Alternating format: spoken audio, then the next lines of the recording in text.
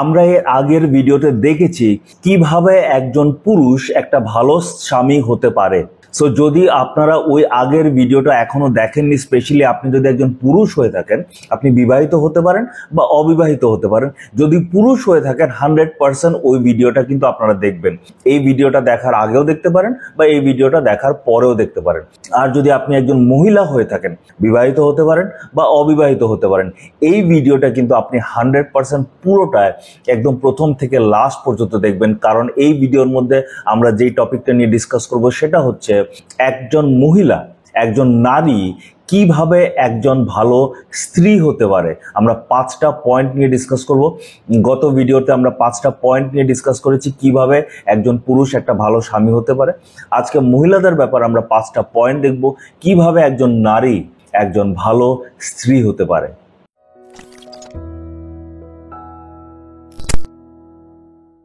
So welcome back আমাদের channel, আপনাদেরকে আবারও স্বাগত জানাচ্ছি। যদি এখন আমাদের চ্যানেলটাকে সাবস্ক্রাইব করেননি, সাবস্ক্রাইব করে নেবেন আর বেল আইকনটা প্রেস করতে ভুলবেন না, কারণ যদি বেল আইকন প্রেস না করেন আপনারা কোনো নোটিফিকেশনে পাবেন না আমরা কত সুন্দর সুন্দর ভিডিওস আপলোড করি। সো দেরি করব না, আজকের টপিকে চলে যাচ্ছি। টপিকটা হচ্ছে যে কিভাবে একজন নারী, একজন মহিলা একজন ভালো স্ত্রী হতে পারে। সো আমরা এখানে 5টা পয়েন্ট দেখব। আপনারা প্রত্যেকটা 5টা পয়েন্ট কিন্তু অপেক্ষা করবেন, 2টো পয়েন্ট দেখে চলে যাবেন না, পুরো ভিডিওটা শেষ পর্যন্ত দেখবেন। ভিডিওটা একটু লম্বা হতে পারে, কিন্তু আপনারা যদি দেখেন, স্পেশাল আপনি যদি একজন মহিলা হয়ে থাকেন, বিবাহিত হতে পারেন, অবিবাহিত হতে পারেন, যদি এটা দেখেন আর যদি এটাকে আপনার জীবনে আপনি অ্যাপ্লাই করেন, আপনি অনেক কিছু জিনিস শিখতে পারবেন, আপনার বিবাহটাকে আরো সুন্দর করতে পারবেন। সো প্রথম পয়েন্টটা হচ্ছে একজন স্ত্রী হচ্ছে তার স্বামীর পার্টনার। সে স্বামীর নিচে নয় বা সে স্বামীর উপরে নয়, সে হচ্ছে স্বামীর পার্টনার। আমরা দেখব আদি পুস্তক 1 অধ্যায়ের 28 পদ। ঈশ্বর তাদের আশীর্বাদ করে বললেন, তোমরা ফলবান হও ও সংখ্যায় বৃদ্ধি লাভ করো, পৃথিবী ভরিয়ে তোলো ও এটি বশে রেখো, সমুদ্রের মাছগুলির উপরে ও আকাশের পাখিদের উপরে এবং প্রত্যেকটি সরীসৃপ প্রাণীর উপরে তোমরা কর্তৃত্ব করো। এখানে আমরা স্পষ্ট দেখতে পাই, এখানে বলছে যে তোমরা কর্তৃত্ব করো। বলেনি কিন্তু আদমকে বলেনি যে আদম তুমি কর্তৃত্ব করো। এখানে আমরা জানি আদম আর হবার সৃষ্টির ব্যাপারে বলা হয়েছে, আর তাদেরকে সৃষ্টি করার পর ঈশ্বর বলেছে তোমরা এই পৃথিবীটার উপর যত প্রাণীরা আছে সবকিছুর উপর তোমরা কর্তৃত্ব করো। তার মানে এই যে কর্তৃত্ব করার দায়িত্বটা শুধু কিন্তু পুরুষকে দেওয়া হয়নি, একজন স্ত্রীকেও দেওয়া হয়েছে। তার মানে কি, আমরা এখন সংসার চালাই, আমরা পরিবার চালাই, আমরা কাজ করি, নানা রকম কাজ করি, এই সব কাজের মধ্যে পার্টনার কিন্তু হচ্ছেন আমাদের স্ত্রী। সো স্ত্রীদের কাজ হচ্ছে, ওরা হচ্ছে স্বামীর পার্টনার। ওরা স্বামীর নিচেও নয়, স্বামীর উপরও নয়, কিন্তু পার্টনার সহ একসাথে তারা দুজন কাজ করবে। তার মানে যদি একটা পরিবার চলতে হয় সুন্দরভাবে, আপনি যদি একজন স্ত্রী হয়ে থাকেন, আপনার মাথায় রাখতে হবে যে আপনি খালি আপনার স্বামী যেটাই বলবে সেটার সঙ্গে হ্যাঁ হ্যাঁ করলে চলবে না, আপনি নিজের আইডিয়াটা অনেক সময় দেওয়ার চেষ্টা করবেন। এর মানে এটা না যে আপনি জোর গলা করে আপনি নিজের আইডিয়া দেবেন। আপনি সবসময় আপনার স্বামী যদি আপনার আইডিয়া না শুনে আপনি রেগে যাবেন, উত্তেজিত হয়ে যাবেন, এমন না। অনেক মহিলারা আছে তারা যেটা বলে সেটা না করলে তারা ক্ষেপে যায়, এমন না। কিন্তু আপনি আপনার পরিবারটা চালানোর জন্য, পরিবারের নানা রকম সিদ্ধান্ত নেওয়ার জন্য, এইগুলির ব্যাপারে আপনি আপনার সহমত, আপনি আপনার মতামত, সহমত না, আপনি আপনার মতামত দিতে পারেন, আপনি আপনার আইডিয়া দিতে পারেন, আপনি নানা রকম চেষ্টা করতে পারেন কিভাবে পরিবারটাকে সুন্দর রাখা যায়। তো তার মানে পরিবারটাকে সুন্দর রাখার জন্য, পরিবারটাকে সুন্দরভাবে চালানোর জন্য শুধু দায়িত্ব, যেহেতু আমরা আগের ভিডিওতে দেখেছি পুরুষ হচ্ছে পরিবারের লিডার, পুরুষ হচ্ছে পরিবারের মস্তক। এর মানে এটা না যে পুরুষ সব করবে আর আপনি শুধু বসে থাকবেন, না, এটা আপনারও রেসপন্সিবিলিটি পরিবারটাকে সুন্দরভাবে চালিয়ে নিয়ে যাওয়ার জন্য। তার মানে যদি পরিবারে কোনো সমস্যা দেখা দেয়, সঙ্গে সঙ্গে আমি স্বামীকে দোষ দিয়ে দিলাম যে হ্যাঁ তুমি ঠিকভাবে কাজ করছো না, তুমি ভুলভাল সিদ্ধান্ত নিয়েছো, তুমি ঠিক করে কেন কাজ করো না, তোমার দায়িত্ব ছিল এই করে সেই করে, স্বামীকে সঙ্গে সঙ্গে দোষারোপ দেবেন না, কারণ দায়িত্বটা কিন্তু আপনারও একই।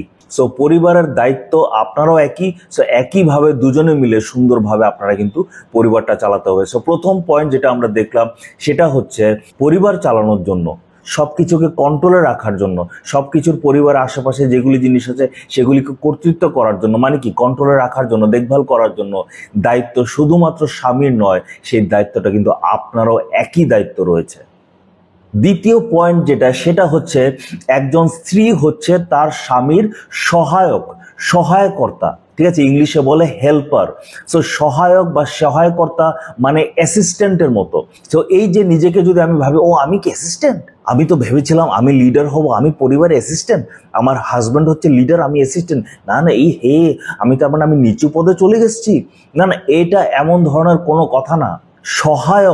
সহায়কর্তা এই জিনিসটা তো ভালো জিনিস। বাইবেলে অনেক ক্ষেত্রে আমরা দেখি ঈশ্বরকে আমাদের সহায়ক বলা হয়েছে। ঈশ্বর ইসরায়েলকে নানাভাবে সাহায্য করেছেন। তো সাহায্য করাটা, সহায়তা করাটা কোনো খারাপ জিনিস না, এটা কোনো নিচু জিনিস না, এটা একটা ভালো জিনিস। আমরা দেখব আদি পুস্তক 2:18 পদ। সদাপ্রভু ঈশ্বর বললেন, মানুষের একা থাকা ভালো নয়, আমি তার উপযুক্ত এক সহকারিণী তৈরি করব। এখানে ঈশ্বর বলছে যে আদম একা থাকাটা উচিত নয়, এজন্য তার জন্য আমি একজন উপযুক্ত সহকারিণী তৈরি করব। তারপরে আমরা জানি হবাকে তৈরি করেছে, নারীকে তৈরি করেছে। তার মানে আপনি যদি একজন স্ত্রী হয়ে থাকেন, আপনি আপনার স্বামীর সহায়কর্তা, আপনি হচ্ছেন স্বামীর সহকারিণী। আর তুমি যদি এখনো বিবাহ করনি, আমি তুমি বলে বলছি কারণ অবভিয়াসলি আমার থেকে বয়স কম হবে, তুমি যদি এখনো বিবাহ করনি, তুমি মনে রাখতে হবে বিবাহর পরে তুমি স্বামীর বস হবে না, তোমার স্বামী হচ্ছে তোমার লিডার, তুমি হচ্ছে স্বামীর সহায়কারিণী, তুমি হচ্ছে সহায়ক, তুমি হচ্ছে হেল্পার, তুমি হচ্ছে অ্যাসিস্ট্যান্ট। তো অ্যাসিস্ট্যান্ট হওয়াটা কি খারাপ জিনিস? না। আমি আমার বিবাহের কথা উদাহরণ দিয়ে বলছি। আমার স্ত্রী আমাকে নানা রকম কাজে আমাকে সাহায্য করে। যেমন এই যে সুন্দর শার্টটা আপনারা দেখছেন, এত সুন্দর করে পরিষ্কার হয়ে আছে, আর আমি আপনাদের সামনে সুন্দরভাবে দাঁড়িয়ে আপনাদের সামনে প্রচার করতে পারছি। এই যে সুন্দর শার্টটা কিভাবে সুন্দর হলো? কারণ আমার স্ত্রী এটাকে সুন্দরভাবে ধুয়ে আমাকে দিয়েছে, আমাকে সাহায্য করেছে, আমি যাতে দেখতে পরিষ্কার হতে পারি, আমি যাতে দেখতে মানুষের সামনে প্রেজেন্টেবল হতে পারি, তার জন্য আমাকে সুন্দরভাবেও সে আমার শার্টটা ধুয়ে দিয়েছে। ঠিক আছে, আমি যখন অফিসে যাওয়ার সময় দেরি হচ্ছে, তাড়াতাড়ি করতে হবে, আমি রেডি হচ্ছি, ব্রাশ করছি, এই করছি সেই করছি, তখন সে আমার জন্য খাওয়া বানিয়ে দেয়। তার মানে সে আমাকে সাহায্য করছে যাতে আমি আমার কাজগুলি সুন্দরভাবে করতে পারি। এখন আমি একটা জায়গায় যেখানে চাকরি করি, সেখানে আমি একা থাকি। ঠিক আছে, আমি অনেক দূরে আমার পোস্টিং এখন চলে এসছে, সো একা থাকি। সো কি হয়, সকালবেলা আমার উঠতে হয়, আমার ব্রাশ করার পর আমি রান্না করি, প্রথমে ব্রেকফাস্ট বানাই, তারপরে রান্না করি, তারপর নিজের ড্রেস পরে দৌড়ে যাই। তো এই সেম কাজটা যদি ভাগ হয়ে যায়, আমি সকালবেলা ঘুম থেকে উঠলাম, ব্রাশ টাশ করলাম, মেয়েকে একটু রেডি করলাম, আর এদিকে আমার স্ত্রী কি করছে, আমার জন্য তাড়াতাড়ি ব্রেকফাস্ট বানিয়ে দিচ্ছে। তো কাজটা ভাগ হয়ে গেল। আমার স্ত্রী কি করলো, আমাকে সাহায্য করলো। তো সহকারিণী, অ্যাসিস্ট্যান্ট, হেল্পার, সহকারিণী মানে কি, একসাথে আমরা দুজন একসাথে কাজ করছি, আমি একটা কাজ করছি, আমাকে সে সাহায্য করছে। তো সাহায্য জিনিসটা খুব ইম্পর্টেন্ট, কারণ বাইবেলে ঈশ্বরকে অনেক সময় বলেছে উনি আমার সহায়ক, উনি আমাকে সাহায্য করেন। তো সাহায্য করা যদি খারাপ হয়, সাহায্য করা যদি নিচু জিনিস হয়, তাহলে ঈশ্বর কি নিজেকে কখনো সহায়ক বলবেন? নিশ্চয় না। সাহায্য করাটা একটা ভালো জিনিস। আপনি আপনার স্বামীকে সাহায্য করুন, তার কাপড় রেডি করার জন্য সাহায্য করুন, খাওয়া দাওয়া বানিয়ে দেওয়ার জন্য সাহায্য করুন। অনেক সময় আমার স্ত্রী আত্মিক জীবনে আমাকে সাহায্য করে। অনেক সময় আমি এমন কিছু কথা বলি যেটা একজন পাস্টর হিসাবে এমন বলাটা উচিত নয়, কারণ আমার রাগ মাঝে মধ্যে, আগে তো খুব রাগ ছিল, এখন তো রাগ, আমি প্রার্থনা করেছি, উপবাস করে রাগ নেই, কিন্তু তারপরেও মাঝে মধ্যে একটু এদিক ওদিক একটু বেরোবার চেষ্টা করে আর কি রাগটা। তখন আমার স্ত্রী আমাকে সঙ্গে সঙ্গে বলে, তুমি না একজন ঈশ্বরের প্রচারক, তুমি না একজন পাস্টর, তোমার কি এমন ধরনের কথা বলা উচিত? তো সে আমাকে গাইড করে। আমি একটা পয়েন্ট এসেছিল, যখন আমার ভিডিওসগুলি তো কেউ দেখে না, আপনারা সবাই জানেন আমার ভিডিওতে ভিউজ বেশি করে আসে না, আশীর্বাদের প্রচারকদের ভিউজ অনেক বেশি, আমার ভিডিওতে ভিউজ আসেন। তো আমি নিরাশ হয়ে বলেছিলাম, ধর ভিডিও টিডিও বানাবো না, কেউ দেখে না, কি লাভ এসব ভিডিও বানাবো, কারোর ইন্টারেস্ট নেই, সত্যিকারের সত্য নিরাময় শিক্ষা পাওয়ার জন্য কারোর ইন্টারেস্ট নেই, প্রচার করব না।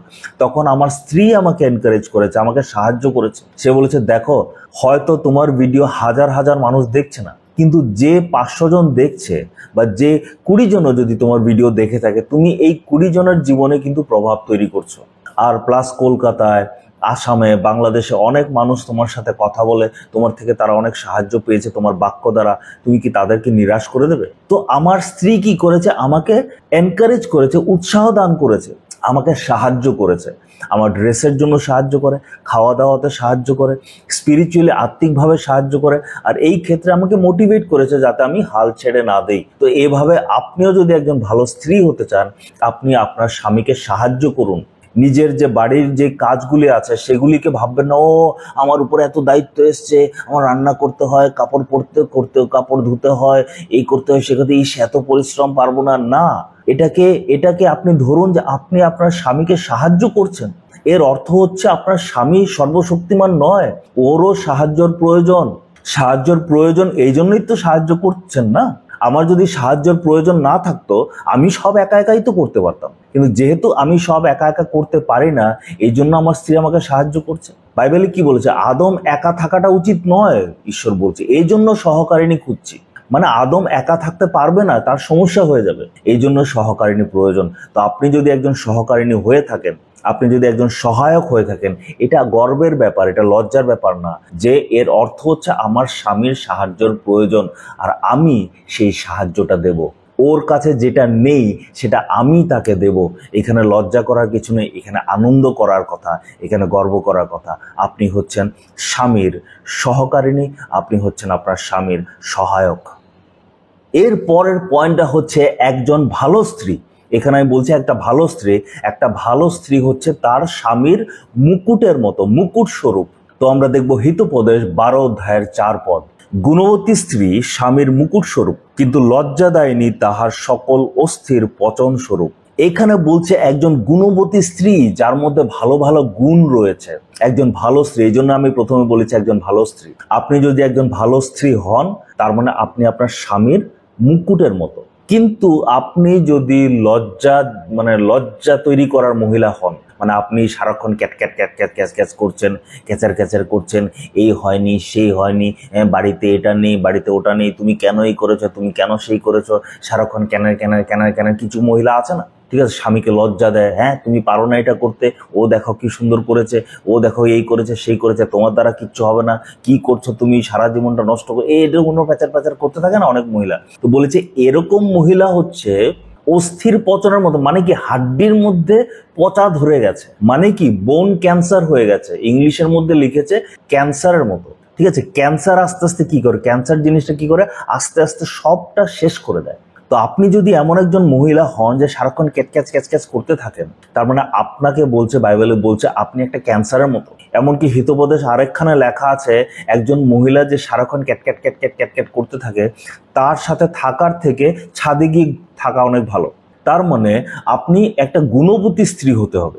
মানে এইখানে যে ক্যাচ করার মহিলার কথা বলছে, ওদের চরিত্র কেমন হয়? ওরা কি করে, স্বামীকে সবসময় কমপ্লেন করতে থাকে, এটা হয়নি, এটা ঠিক না। স্বামী সারাদিন চাকরি কাজ করে বাড়িতে আসলো, সঙ্গে সঙ্গে এটা না, এটা তোমার মায়ে বলেছে, তোমার এটা হয়েছে, ও পড়াশোনা করছে না, এই দেখো নলের জল টপ করে পড়ছে, এই বাজার হয়নি, মানে আসতেই গেছে। আমি বলছি না এগুলি আপনি বলবেন না, আমি বলছি না আপনার সাথে যদি আপনার শাশুড়ি খারাপ ব্যবহার করে আপনি কি নিজের স্বামীকে বলবেন না? নিশ্চয় বলবেন।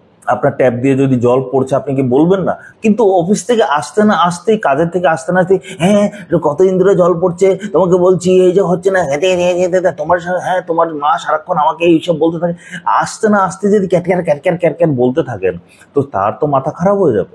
অনেক মহিলারা আছে যারা অনেক রকম কমপ্লেন করে, হ্যাঁ বাড়িতে এটা নেই, বাড়িতে ওটা নেই, হ্যাঁ ওদের বাড়িতে দেখো, ওদের বাড়িতে কি সুন্দর টিভি আছে, আমাদের বাড়িতে টিভি নেই, ওদের বাড়িতে দেখো ফ্রিজ আছে, আমাদের বাড়িতে ফ্রিজ নেই, ওদের বাড়ি দেখো কি সুন্দর করে বিল্ডিংটা বানিয়েছে, জানালার পর্দাটা কি সুন্দর কালার দিয়েছে, আমাদের জানালার পর্দা দেখো কি অবস্থা, ওদের বাড়িতে এই, ওদের বাড়িতে সেই, আমার বাড়িতে এই, সারাক্ষণ কম্পেয়ার করতে থাকবে আর ক্যান কমপ্লেন করতে থাকে। অনেক মহিলারা আছে তারা কি করবে, নিজের স্বামীকে অন্য পুরুষের সাথে তুলনা করবে, দেখো আমার দাদা কিন্তু এই করতে পারে, তুমি পারো না, আমার বাবা এমন ভাবে করতো, তুমি এমন ভাবে করো, ওই দেখো ওই যে চার্চের ব্রাদার আছে, এই ব্রাদার কি সুন্দর করে গান করে, তুমি তো গানও করতে পারো না, ওই পাস্টরকে দেখো কি সুন্দর প্রচার করে, তুমি কি প্রচার করো, ওই ব্রাদারকে দেখো কি সুন্দর করে পরিবারকে সামলাচ্ছে, তুমি তো কিছুই পারো না, ওই ইভাঞ্জেলিস্টকে দেখো কি সুন্দর প্রচার করে, তুমি কিসের ইভাঞ্জেলিস্ট, কিছুই করতে পারো না, ওই পাস্টরকে দেখো, ও তো পাস্টর, কিন্তু তারপরে দেখো পাস্টরিং করার পরে সে এক্সট্রা কিছু কাজ করে, এক্সট্রা ইনকাম বাড়িতে নিয়ে আসে, তুমি খালি পাস্টরগিরি করছো, তোমার বাড়িতে কোনো ইনকাম নেই। মানে সারাক্ষণ এর সাথে তুলনা করতে থাকবে।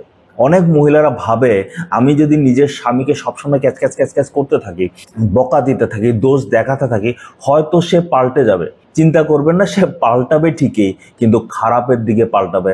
আপনাকে আর ভালোবাসবে না সে, আপনার প্রতি সে বিরক্ত ভাব চলে আসবে, ওই হিতোপদেশের কথাটা তার জীবনে চলে আসবে। সে মনে মনে ভাববে, ইস, এই মহিলাটার সঙ্গে থাকার থেকে এই ছাদে গিয়ে থাকলে ভালো থাকতো। সে বাড়িতে অফিস থেকে দেরি করে পৌঁছবে, কারণ আপনার চেহারা দেখতে তার এখন বিরক্ত লাগছে, কারণ দেখলেই আসতে না আসতে আপনি শুরু করে দেবেন।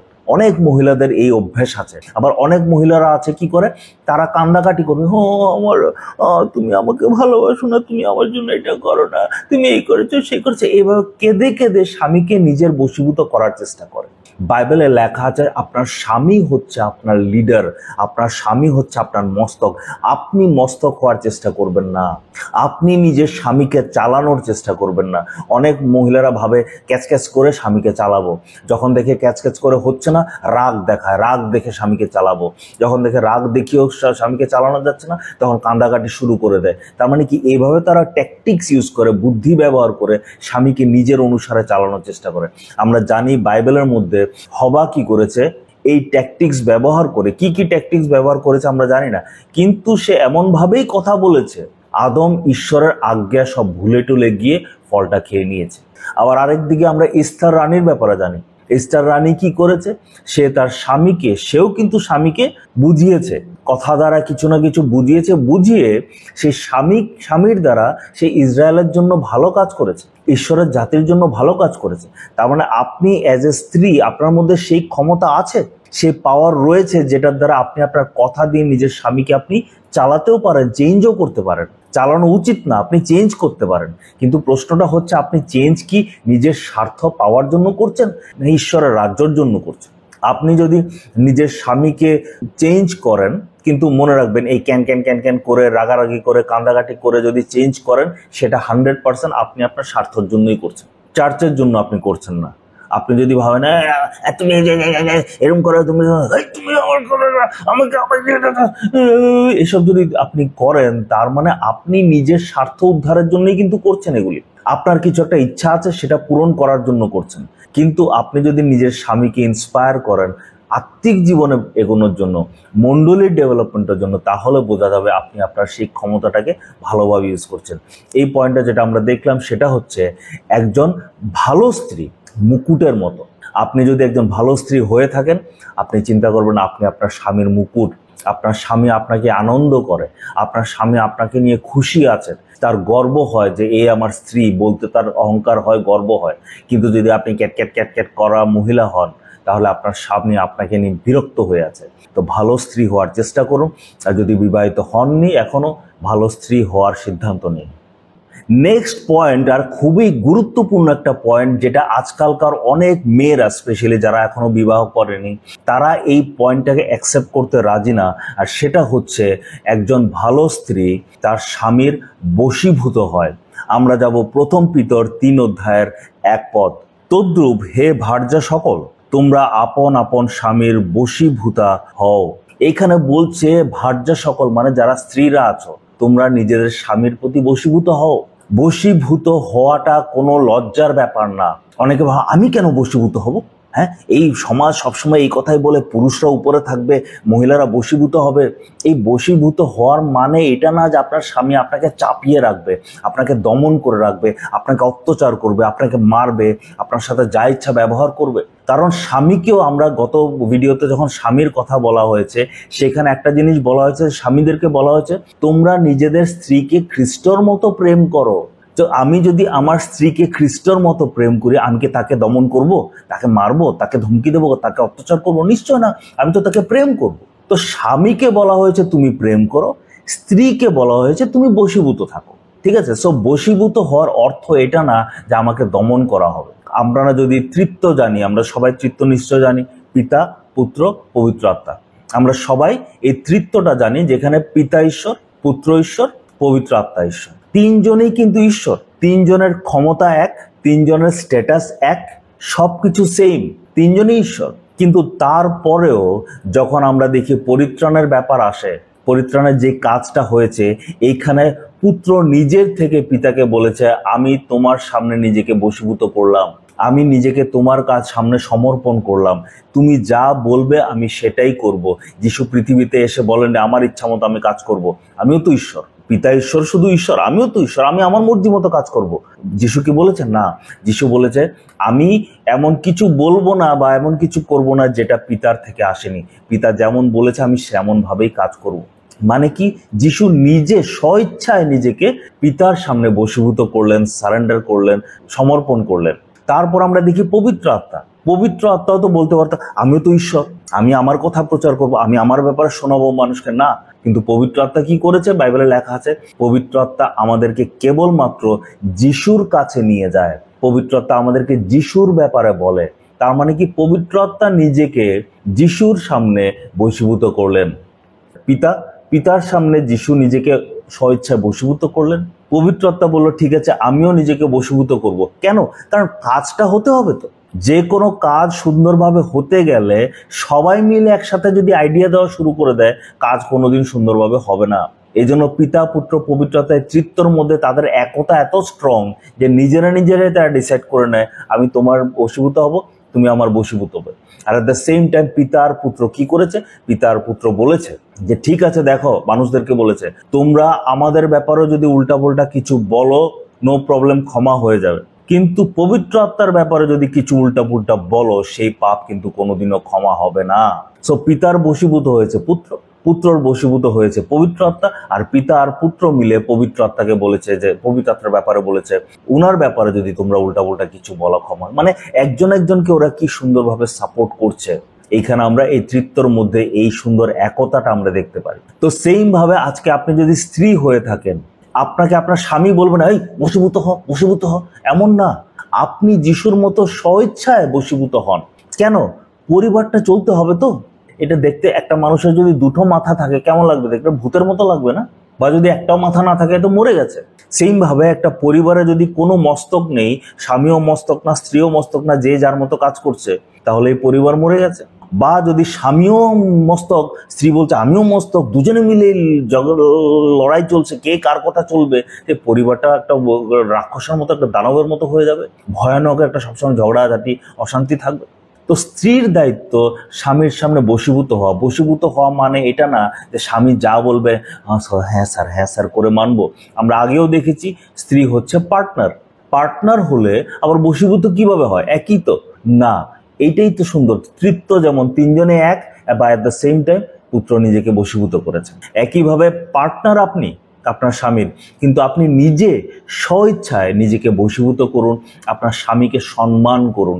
একটা পুরুষের সবচেয়ে ইম্পর্টেন্ট জিনিস যেটা একটা পুরুষ চায় সেটা হচ্ছে সম্মান আর এপ্রিসিয়েশন। মানে সে যে এই যে পরিশ্রম করে রোজগার করে বাড়িতে আনছে, তার জন্য কি আপনি কখনো তাকে প্রশংসা করেন? আপনি যদি স্বাদ করে রান্না করেন, আগের ভিডিওতে আমি বলেছি পুরুষদেরকে, আপনার স্ত্রী যদি সুন্দরভাবে স্বাদ করে রান্না করে আপনি তাকে অ্যাপ্রিসিয়েট করুন, বলুন না রান্নাটা খুব স্বাদ হয়েছে। সেম ভাবে মহিলাদেরকে বলছি, আপনার স্বামী যে পরিশ্রম করে রোজগার করে আনছে, আপনার স্বামী যে আপনাদেরকে দেখভাল করছে, সন্তানদেরকে দেখভাল করছে, একটা পুরুষের মনে কি দুঃখ হয় না? নিশ্চয় হয়, কিন্তু সে পুরুষ কিন্তু কখনো দেখায় না। এইসবের জন্য তাকে আপনি অ্যাপ্রিসিয়েট করুন, তাকে প্রশংসা করুন, তাকে বলুন যে তুমি আমাদের পরিবারের জন্য এত কিছু করছো, আমি সত্যি তুমি থ্যাংক ইউ সো মাচ, অনেক ধন্যবাদ। আমার স্ত্রী অনেক সময় আমাকে বলে যে তুমি আমাদের জন্য এত পরিশ্রম করছো, অনেক ধন্যবাদ। তুমি আমাদেরকে এইসব আমাদের যা যা জিনিস দরকার সব তুমি এনে দিচ্ছ, ধন্যবাদ। তো এটা শুনলে কি হয়, আমার খুব ভালো লাগে। আমার স্ত্রী আমাকে সম্মান করে। আপনি আপনার স্বামীকে সম্মান করুন।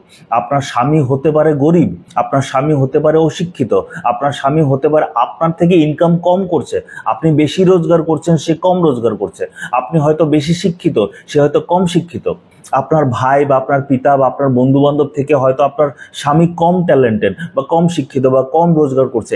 এর মানে এটা না যে আপনি তাকে অপমান করবেন, আপনি তাকে সম্মান করবেন। কারণ আপনি যত বড়ই পোস্টে থাকুন না কেন, আপনার স্বামী হচ্ছে পরিবারের মধ্যে আপনার মস্তক, সেটা মনে রাখতে হবে। আপনি বেশি শিক্ষিত হতে পারেন, আপনার স্বামী কম শিক্ষিত হতে পারে, কিন্তু তারপরেও আপনি কিন্তু আপনার স্বামীর প্রতি বশীভূত থাকবেন, কারণ আপনার স্বামী হচ্ছে পরিবারের মস্তক। তো এই জিনিসটা মাথায় রাখতে হবে, আমাদের বশীভূত হবে। আমার স্বামী হচ্ছে আমার মস্তক, আমার স্বামী হচ্ছে আমার লিডার, তাকে আমার সম্মান করতে হবে, তাকে আমার ভালোবাসতে হবে, তার ভালো কাজের জন্য আমি তাকে অ্যাপ্রিসিয়েট করতে হবে। আর শেষ পয়েন্টটা হচ্ছে একজন ভালো স্ত্রী সে পরিবারকে গড়ে তুলে। একজন স্বামীকে, একজন পুরুষকে ঈশ্বর আজ্ঞা দিয়েছেন তুমি তোমার পরিবারের ভরণ পোষণ করো। একজন মহিলা যদি রোজগার করে নিজের পরিবারকে ভরণ পোষণ করে সেটা ভালো, খারাপ না, কিন্তু ঈশ্বর কিন্তু মহিলাকে আজ্ঞা দেয়নি যে তুমি তোমার পরিবারের ভরণ পোষণ করো। করলে করতে পারে, কোনো আপত্তি নেই, এটা কোনো পাপ না, কোনো খারাপ জিনিস না। সেম ভাবে পরিবারটাকে গড়ে তোলার জন্য আজ্ঞা দিয়েছে মহিলাকে, পুরুষকে দেয়নি। কোনো পুরুষ যদি সুন্দরভাবে নিজের পরিবারকে গড়ে তোলার চেষ্টা করছে, নিজের স্ত্রীর প্রতি, বাচ্চার প্রতি যদি খুব ভালোবাসা, কেয়ার দিয়ে করার চেষ্টা করছে, সেটা ভালো কথা, সেটা খুব সুন্দর জিনিস। কিন্তু আজ্ঞা দিয়েছে কিন্তু মহিলাদেরকে যে তুমি তোমার পরিবারকে গড়ে তুলো। আমরা দেখব তীত 2 অধ্যায় 4 থেকে 5 পদ। তাহলেই তারা তরুণীদের শিক্ষা দিতে পারবেন। কি শিক্ষা? মহিলাদেরকে দেখুন, যেন তারা তাদের স্বামী ও সন্তানদের ভালোবাসতে পারে, যেন তারা সংযত, শুদ্ধচিত্ত, ঘরের কাজে ব্যস্ত, সদয় ও নিজের নিজের স্বামীর বশতাধীন হয়, যেন কেউ ঈশ্বরের বাক্যের নিন্দা করতে না পারে। এইখানে স্পষ্টভাবে বলছে যাতে তারা তাদের স্বামীর বশীভূত হয়, ঘরে সুন্দরভাবে কাজ করে, আর যাতে তারা নিজের সন্তানদের আর স্বামীদের ভালোবাসে। তার মানে সন্তানদেরকে আর স্বামীদেরকে দেখভাল করার দায়িত্ব, ভালোবাসার দায়িত্ব হচ্ছে স্ত্রীর উপর।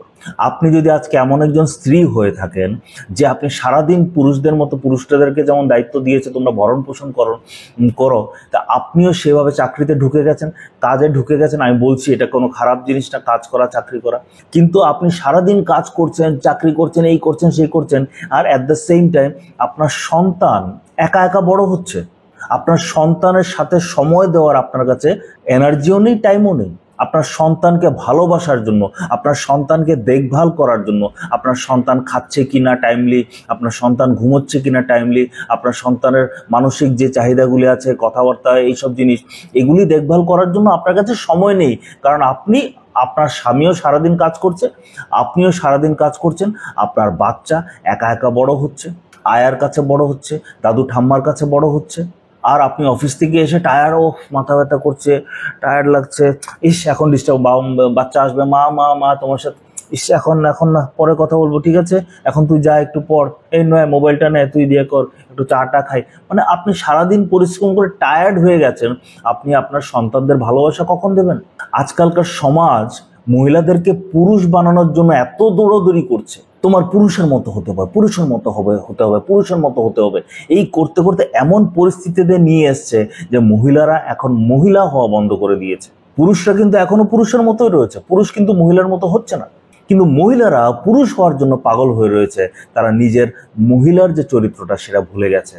তারা নিজেদের স্বামীকে ভালোবাসার সময় নেই, স্বামীর সাথে সময় কাটানোর সময় নেই, স্বামীকে সম্মান করার সময় নেই, স্বামী অফিস থেকে এসছে এক কাপ চা বানানোর সময় নেই, কারণ সেও তো সারাদিন পরিশ্রম করে আসছে, কে কার জন্য চা বানাবে?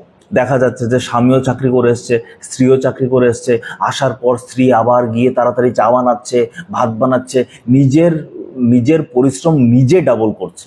তার বলছে হ্যাঁ আমি কি করব, আমি কিছু করতে পারছি না, এত পরিশ্রম।